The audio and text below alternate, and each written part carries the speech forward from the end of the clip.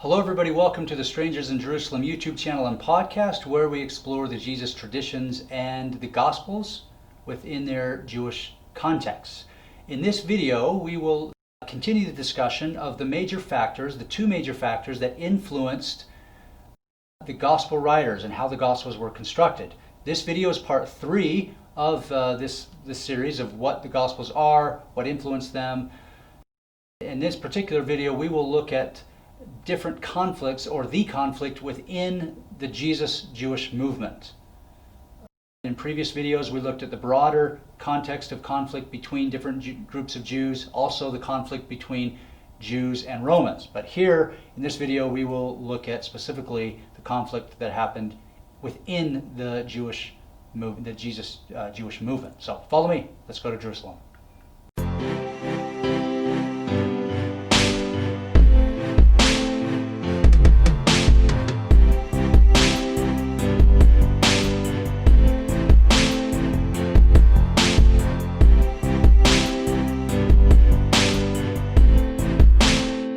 Okay, so the question that I have and that I ask my students is that what happened between Jesus' death and the destruction of the temple that turned Jewish Christians and the Pharisees against each other? And then which in turn shaped how the author of Matthew and the other Gospels wrote their Gospels. So the reason why I ask this question is, I haven't talked about the Pharisees yet. I will deal extensively with the Pharisees in later videos, but it's my general argument that I make in my book and elsewhere that the Jesus movement were Pharisaic type Jews. They might not have been Pharisees specifically, but they worked within the umbrella of Pharisaic Judaism, and there's many arguments, many ways to illustrate this, which I will get into in later videos. But basically the question I have is that if Jesus and his disciples were Jews, specifically, synagogue, temple attending Jews, and specifically Pharisaic type, or leaning towards a Pharisaic type interpretation of Jewish law. If that's the case, then why the hostility towards other Jews, specifically towards Pharisees in the Gospels? And so we ask this question, and then the answer to this question will show us how the Gospels were written, why certain stories are in the Gospels. Okay, so the answer to this is the Jerusalem Council. This is the first Christian council. I ask many of my students, do you know about the first Christian council or Jewish Jerusalem Council? And most of them have no idea. Basically, what the Jerusalem Council is that leaders within the early Jesus movement, this is after Jesus' death, they get together and they debate about the nature of being a Jewish follower of Jesus. Okay, so let me just give you a little bit of backstory. In the letters of Paul, like in Galatians and Romans, there's several letters, but specifically in Galatians, like chapter 3 and onward, we see a situation where Paul seems to be upset. He is constantly talking about people from Jerusalem who keep coming to believers in Jesus, saying that they need to be circumcised and follow Jewish law. And Paul is telling people, Gentiles, you do not need to become Jews in order to follow Jesus. So we already see this, Paul's annoyed by this. And this comes to a head in Antioch, up in Syria, in Antioch, when Paul is there, and there's lots of different followers of Jesus, and Peter is also there. And Paul and Peter are ready to sit down at a meal with followers of Jesus, and they're Gentile followers of Jesus and they're Jewish followers of Jesus. And Peter decides to eat. Peter says, and Barnabas also, but Peter says, you guys eat over there, you Gentile followers of Jesus, and we Jews who are following Jesus will sit over here. There's a separation of these groups. And it makes Paul really, really mad. And he even calls Peter like a hypocrite, right? Because of this incident, they then went to Jerusalem and had a council. And we read about this in Acts chapter 15. Okay, so when they come, the debate that they have in the Jerusalem Council in Acts 15 is, what do we do as a church, as a group, as a Jewish group, what do we do with people coming into who want to be followers of Jesus but who aren't Jewish? Okay, so different people are given the microphone, so to speak, at this debate. In fact, the word that is used in Acts 15 of I think the word is deliberation, or there was this deliberation or like a debate. That word actually means in Greek almost rebellion or revolt, or a very intense discussion. It wasn't just kind of a minor debate. This was a very, very intense debate. Okay, so there's different parties or different people that stand up and give their argument. Paul is one of those. Paul stands up and argues that Gentile converts must only be required to immerse, to be baptized, like to be immersed into water. That's the only requirement, and that there should be no other distinction between Gentiles and Jewish followers of Jesus. So that's Paul's argument. Then James, the brother of Jesus, stands up. He's one of the leaders of the Jerusalem church, the Jerusalem Jesus movement. He stands up and he argues that Gentile converts do not need circumcision, but they must be immersed, and they must follow certain key injunctions of Jewish law. And these are, and then he lists them: abstain from food that has been sacrificed to idols, abstain from eating blood, abstain from eating the meat of strangled animals, and abstain from fornication. So this is Acts 15, verse 20-29, that we get this. And James is referring back to Leviticus chapter 17 and 18, when he's pulling in in his view, the most important aspects of Jewish law that even Gentiles need to follow. So you have Paul on one side of the spectrum he says they don't need to do anything. The only thing they need to do is to be immersed, and that's it. James comes in the middle and he says, well, no, they don't need to be circumcised, but they have to be immersed, and they must follow very certain important key injunctions. Okay, then on the opposite side of the spectrum, you get Pharisees. Now, this goes into my argument that many Pharisees wouldn't have had a problem with Jesus and vice versa. Again, I'll get into this argument in a later video, but here is one piece of evidence that Pharisees and the Jesus movement were in very close, philosophically they were very close, and that they had a cordial relationship, and even many Pharisees were followers of Jesus. Here is some of this evidence, is that Pharisees are given the floor, given the microphone at the Jerusalem Council, and they propose that Gentile converts must be circumcised, must be immersed, and must observe the entire law. This is in Acts 15:5. Also, you check out Galatians chapter 5, verse 3. So what we see here is a spectrum of Paul on the one side, Pharisees on the other, and then James tries to, and probably Peter is in this as well, in the middle, trying to make this work. Okay? So what this tells us is that what was once a highly Pharisaic group, and certainly an exclusively Jewish group in the days of Jesus, was now becoming a strange conglomeration of Jews who still follow Jewish law, and then also Gentiles who don't follow Jewish law. And then the only common ground between these two groups is their loyalty to Jesus, their belief in Jesus and their loyalty to Jesus. That's the only common ground. So it creates a problem. Pharisees, through the eyes of Pharisees, their very lifestyle, based on their ancient legal tradition, was being undercut by Paul and others within the Gentile faction of the Jesus movement, right?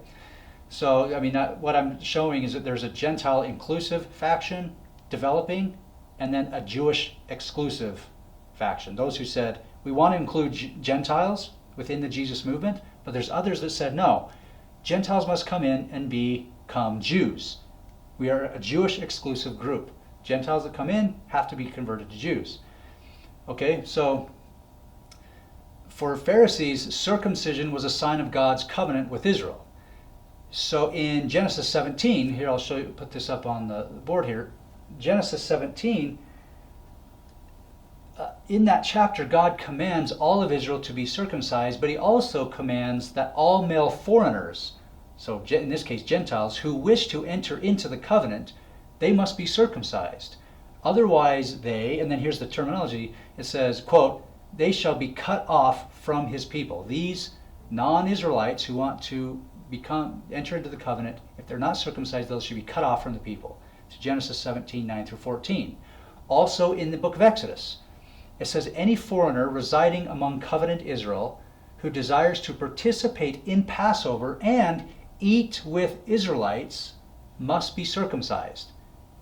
Remember all those debates between Jesus and the Pharisees at mealtime when they say, why are you bringing in sinners and all these people who are outside the covenant house of Israel, and you're bringing them in and contaminating the setting, the atmosphere? That's because the Pharisees are following Jewish law. People who come in and want to partake of these different rituals and experiences must be circumcised. So you can see from the Pharisaic perspective, when Paul says, no, they don't need to be circumcised, they can just come in and be immersed. This is very offensive to Pharisees who were trying to follow Jewish law. This wasn't a problem in the days of Jesus, because Jesus was a Jew. And Jesus never said in the Gospels that he's going to do away with the law. That's a common Christian misunderstanding. I will deal with that in a future episode. But if you read carefully through the Gospels, Jesus never said, don't follow the Mosaic law. In fact, even in Matthew 23, he's saying follow the law, follow it, and even do it better than the Pharisees. Find those people who are doing it the best, i.e. Pharisees, and even do it better than them. So this whole issue wasn't a problem in the days of Jesus, but Jesus died, and then now this is a problem. 20 years after Jesus died, 20 years later, many of his followers were opening the floodgates to Gentiles who, in the eyes of Jews, brought with them pagan impurities and a culture of idol worship. Yes, Jesus did charge his apostles to go into every nation and seek converts, like we get this in Matthew 28, the famous charge to go into every nation and bring in converts. Okay, and we also get this in Acts 10 and 11, where Peter is given charge to now take this good news, this gospel, to Gentiles. So we see it in Matthew 28, Acts 10 and 11, Acts 9, Acts 22, Galatians chapter 1. So we see this all over the place. The problem is that it doesn't seem that Jesus was clear about the procedure. Yes, he said go to Gentiles and go to everybody and make converts, but he wasn't clear about whether these converts must become Jews. Yes, they can come in, but can they just be baptized and stay non-Jewish followers of Jesus, or do they have to become Jews? It's apparent that Jesus wasn't clear enough, or that at least the apostles didn't understand it, his disciples. So that's the problem. What we've got here is failure to communicate. So with all this, it leads us to the point where we get a Gentile-inclusive faction and a Jewish-exclusive faction of the Jesus movement. Okay? So I hope you're still following me. I have to pause occasionally with my students and say, do you understand what we're talking about and how this is progressing? Okay. So Paul is adamant in his letter, in his letter to the Galatians, that he is not sent by humans, that his gospel is not of human origin, and that he did not go up to Jerusalem. This is Galatians 1 through 17. So keep that in mind, and I'll bring all this together when I give these examples. He said in Galatians chapter 2, the leaders of the church in Jerusalem contributed nothing to me. Quote, contributed nothing to me. They gave me nothing. He said in Galatians 1 that when he finally did go to Jerusalem after 3 years, he stayed for only 15 days and only visited a few apostles and, quote, did not see any other apostles. So the question that I have is, why is Paul so adamant at telling his Gentile followers in Galatia? Why is he so adamant that he's not taking orders from the people, the leaders in Jerusalem? In this case, Peter, James, and John, specifically James. He is not taking orders from them. They contributed nothing to his ministry. And even when he went to Jerusalem, he only stayed for 15 days, only talked to a few apostles, and didn't see anybody else. Could it be that he wants his Gentile followers of Jesus not to be worried that he is mixing with that faction? That they don't like that faction. He's mixing with them. Also in Galatians chapter 2, Paul refers to some of the Jerusalem leaders as so-called leaders. And specifically he says, quote, those who were supposed to be acknowledged leaders. So he says, yeah, these guys in Jerusalem, either the Pharisaic leaders of the Jesus movement or Peter, James, John, so-called leaders. He labeled them as people pleasers in Galatians 1:10. He says, I hope that they in their zeal of circumcision, I hope they accidentally castrate themselves. Paul was so mad that he says, fine, if they want to keep telling people that they need to become Jews and therefore circumcise themselves, fine, I hope they slip at the knife and accidentally castrate themselves. That's how mad he is about this whole debate. Paul also calls some of his opponents dogs. He calls them evil workers who mutilate the flesh. Again, this is an obvious reference to circumcision. He said this is in Philippians 3:2. He is angered that the people in Jerusalem have tried to, quote, hinder us from speaking to the Gentiles so that they may be saved. This is 1 Thessalonians 2:16. Also in 1 Corinthians chapter 1, he says, quote, for it has been reported to me that there are quarrels among you, my brothers and sisters. What I mean is that each of you says, I belong to Paul, or I belong to Cephas, who is Peter. So even here, we recognize that there are two different factions, and a lot of the Christian church they side with somebody. They say, oh, we follow Paul, and we follow Peter, or we follow another apostle. This is actually going on, and there's this sort of rivalry subgroups within the Jesus movement. Also in Galatians, Paul says, I have been entrusted with the gospel for the uncircumcised, just as Peter had been entrusted with the gospel for the circumcised. So that, again, right there, it shows there's two different factions that have broken away and sort of developed. That's all for this video. Thanks for watching. For more in-depth detail and information on this topic and other related topics, check out my recently published book, A Stranger in Jerusalem, Seeing Jesus as a Jew. You can find it on Amazon and many other places. Also check out other videos within this YouTube channel and subscribe and share it so we can get more people, more eyeballs on these videos and to get the word out. So.